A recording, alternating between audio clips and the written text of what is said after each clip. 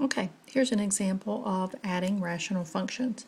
Anytime you're adding something that's fraction-oriented, you need a least common denominator. Everybody needs to be in factored form before we can find that. This guy factors into x minus 3 times x plus 2. You could FOIL it and check. And this guy factors into x plus 2 quantity squared, because it would be x plus 2 times x plus 2. Now when I'm doing my least common denominator, I need my x minus 3 in my least common denominator. And then these two are the same base. Notice they're both an x plus 2.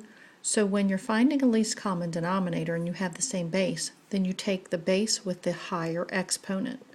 So that would be the x plus 2 quantity squared.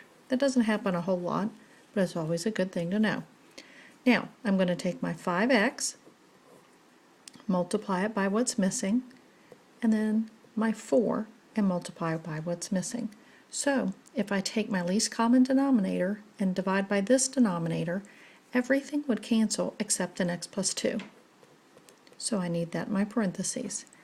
And then compare the least common denominator to this denominator, and the x plus 2 squareds would cancel.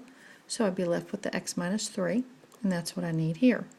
Don't cancel at this point, that would be way too early because things would be terms, not factors. So I need to clean up the numerator before I can even think about canceling. So let's distribute.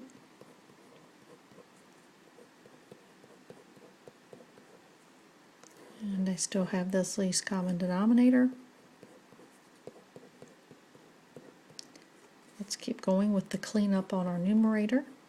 And I'm going to have a 14x minus 12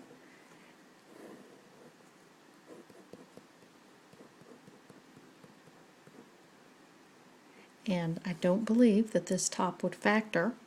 If it does factor, you should factor it because you could possibly have a factor that would cancel with your bottom, but I don't believe that we do. And then that problem is finished.